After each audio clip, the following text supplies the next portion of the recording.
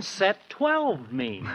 Well, that's the combination to open the door in the fireplace when you want to leave the living room and go down to the beach. Turn fourth main means turn the mane of the fourth horse that's carved in the fireplace and set clock to 12. When you do that, the fireplace opens up. Manning was pretty cagey when he wrote it down years ago. He spelled Maine, M-A-I-N, instead of M-A-N-E. Well, I guess that clears just about everything up, Roy, except one more thing. Yes? Manning didn't have the money, and the reporter insists he hasn't got it either. He says he didn't find it and doesn't know where it is. Yeah. Where is it, do you suppose, Roy? Oh, I know where the money is. You do? Where? Out in that old house, of course. Somewhere in that old house.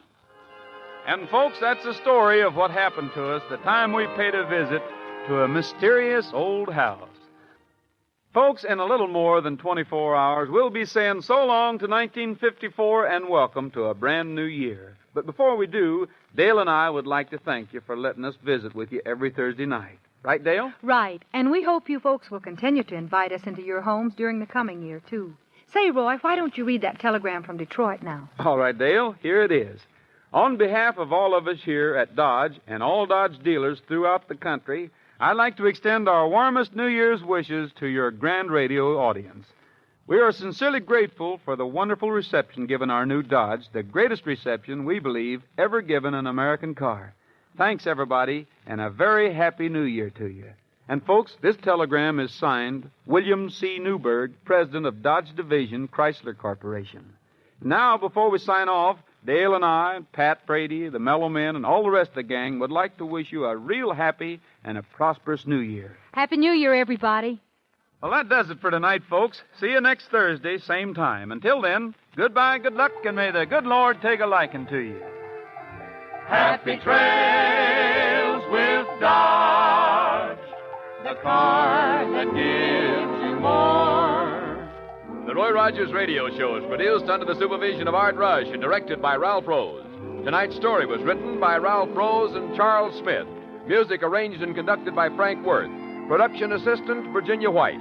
Tonight's all-star cast included Pat Brady, The Mellow Men, Paul Dubov, Shepard Mencken, Mel Wanna, Lenny Bremen, Jack O'Shea, and Charles Smith. Join us again next Thursday evening at this same time when the dependable Dodge Plymouth dealer in your neighborhood will again bring you the transcribed Roy Rogers Radio Show. This is Lou Crosby wishing you a Happy New Year for the man who sells and services the Flair-fashioned 55 Dodge.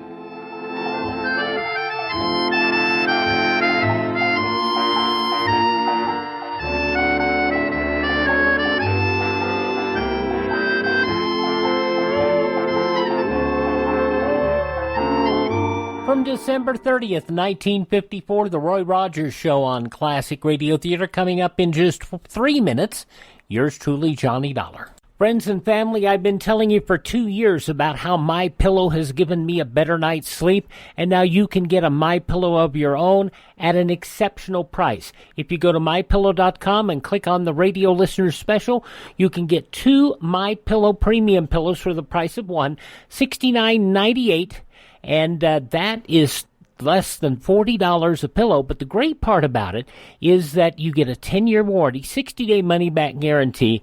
These are washable, dryable, and you get the great night's sleep.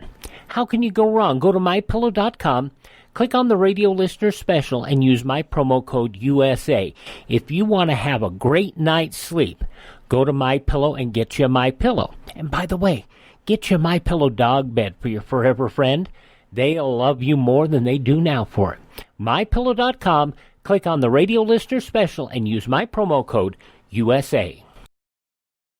At the American Veterinary Medical Association Annual Convention in Washington, D.C., I spoke with Dr. John Howe, AVMA President, about One Health. One Health is really a collaboration between physicians and veterinarians or public health officials. For example, in Minnesota, our state public health veterinarian deals with zoonotic diseases, rabies, for example. Animals are sentinels for humans, and humans are sentinels for some infections in animals. There's more valuable information at avma.org. If you enjoy our Classic Radio Theater broadcasts and want to start building a collection of your own, go to classicradio.stream. That's classicradio.stream. There you'll find links to great classic radio collections on CD, along with links to great reading on classic radio, plus classic radio theater on demand. Check out our webpage, available now at classicradio.stream. That's classicradio.stream. And enjoy. If you owe $10,000 or more to the IRS and you cannot afford to make payments to the IRS, you may qualify for the CNC tax program. This is a new program, and if you qualify, you won't make any payments to the IRS while in this program. Once you're accepted into this program, the IRS is forced to stop all harassing collection activities. No threatening phone calls, no wage garnishments, no bank levies, and no more monthly payments to the IRS. Get ready to write this number down. It's the most important number you'll ever need to end your IRS tax nightmare. Call Paramount Tax Relief at 800-547-4804 for a free confidential consultation to find out if you qualify for the CNC tax program. Once you are accepted into the CNC tax program, you won't make any payments to the IRS while in this program. Call Paramount Tax Relief now at 800-547-4804. That's 800-547-4804. Again, 800-547-4804. Classic Radio Theater on your favorite station. Let's wrap up the yours truly Johnny Dollar story, The Forbes Matter. This Part 5 was originally broadcast December 30th, 1955. From Hollywood, it's time now for... Johnny Dollar. This is Betsy Walker, Mr. Dollar. I'm up and around. Yes, thanks for calling. Have any time this morning? I think so. If possible, I'd like to come over to your apartment again and take an inventory of the gifts that Sheldon Forbes sent you. That'll be all right, sure. About an hour? Sure. I couldn't sleep much last night thinking about all this. I mean, he stole that money because of me. You mustn't feel that way, Miss Walker. He knew what he was doing. You had no part in the theft. I have the gifts. Well, we may have to take those away from you. I don't mind that. You said he tried suicide. How is he this morning? I just talked to the hospital. He's going to be all right. But he has to go to prison? Yes. Funny world, Mr. Dollar. Yeah.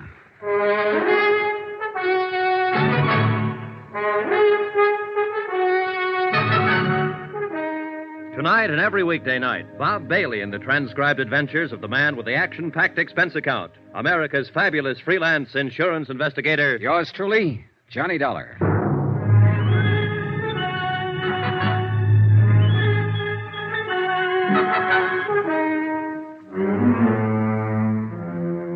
Expense account submitted by Special Investigator Johnny Dollar to the Continental Adjustment Bureau, 418 Elizabeth Avenue, Hartford, Connecticut. The following is an accounting of expenditures during my investigation of the Forbes matter. More expenses, items 11 to 16. $78.40. Cab fares, meals, accounting services, legal services, cab fares, and more cab fares.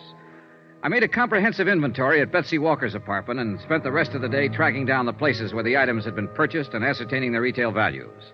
Total, $2,780 worth of gifts, bought with stolen money. Betsy Walker also told me that Sheldon Forbes had made appointments to meet her at various times at very expensive restaurants in New York.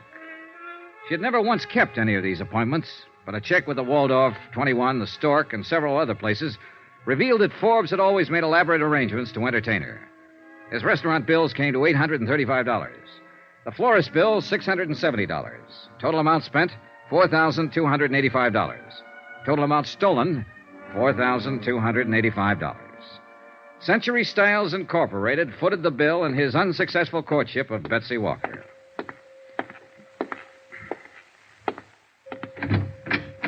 Hello. Hi.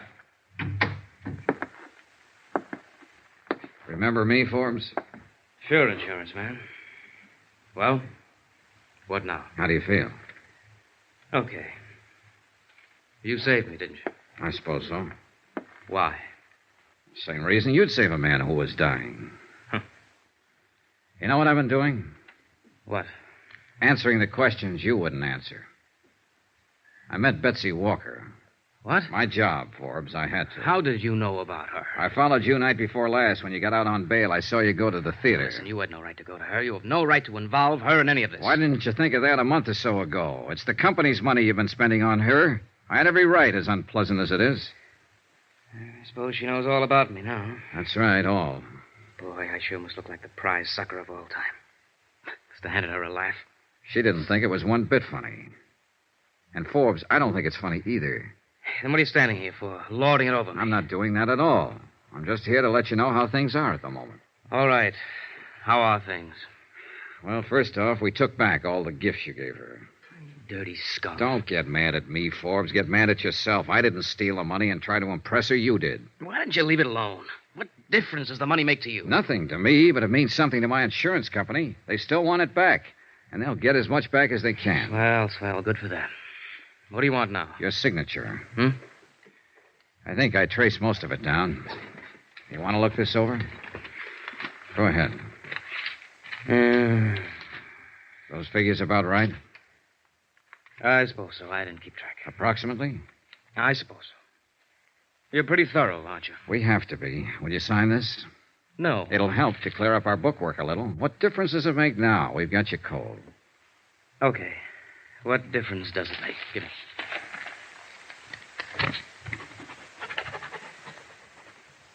Okay, thanks. That's all it means to you, isn't it? Hmm? Dollars and cents. Dollars and cents that were stolen, Forbes. Remember that. You wouldn't let me forget it. No, I wouldn't. You did the dumbest thing in the world. You stole nearly $5,000 trying to make an impression on a girl who didn't want to have a thing to do with you. You went about it wrong from top to bottom. You've acted like the great stone face ever since you've been found out. You wouldn't bother telling me about it. I had to go out and find out myself. Off the record, Forbes. What'd you do? See her on the stage one night? No, at the office. Office? Your office? No, not exactly. Ellie was having a showing for some buyers from the West Coast one day a few weeks ago. For those kind of showings, he hires models from the agency. Betsy's listed with one of the agencies. You know, she acts and sings and models. Oh, sure. Well, I happened to be upstairs when the showing was going on. There were a lot of publicity people there taking pictures and so on. And I saw her. She was wearing a black dress, and her hair was soft. She's got a smile like all the sun risings. Sounds silly? Not at all. It's just that I never in all my life saw anyone like her before. Yeah. I don't know how it is with other guys, but she was for me from then on. I couldn't get her out of my mind. I found out her name, and then I found out she worked in that show at the Empress Theater. Yeah? All I had was her name. I didn't know how to go about meeting her. I just didn't know. You figured a little money might attract her to you. I've heard that's the best way to do it. It's one way. Not the best way, kid. Probably not. The best way I could think of. What did you think about taking the money? I thought I'd be able to stick it back. Well, I guess I really didn't think much beyond just meeting her. Having her look at me the way I wanted her to look at me. What? It was the wrong way to go about it, sure. But then did you ever think of my alternative? I'd thought of it. I pictured myself knocking on her door one night, and I could see her answering it. "I'm Shelley Forbes, Betsy," I'd say. "Clothes don't make the man," I'd say, while she sort of took in my tweed suit and the only coat I've got to my name. "Listen," I'd say, "I got an 8x10 apartment over on 59th Street. The halls always smell like cabbage, but I'm a heck of a fine guy. And I drive a 1946 Ford that misses a little, but it's good enough for us." And then I'd say, "Why don't you toss on your mink, and we'll go over to my dump, and we'll have a bottle of beer, and I'll tell you how much I love you." How about that? Some alternative, huh? She makes more money in an hour than I make in a week. I couldn't even afford to keep her in cigarettes.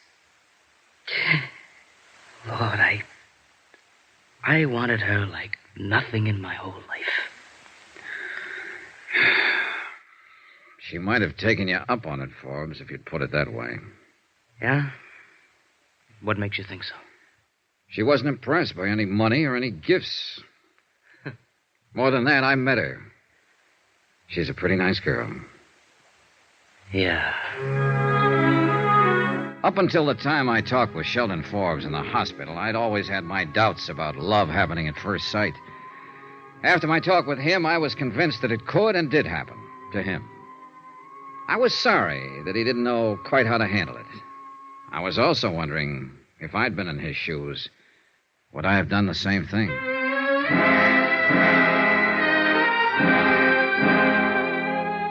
Expense account item 17, $4.90. I sent a wire to my home office telling them that the recovery would be in the amount of something like $2,500.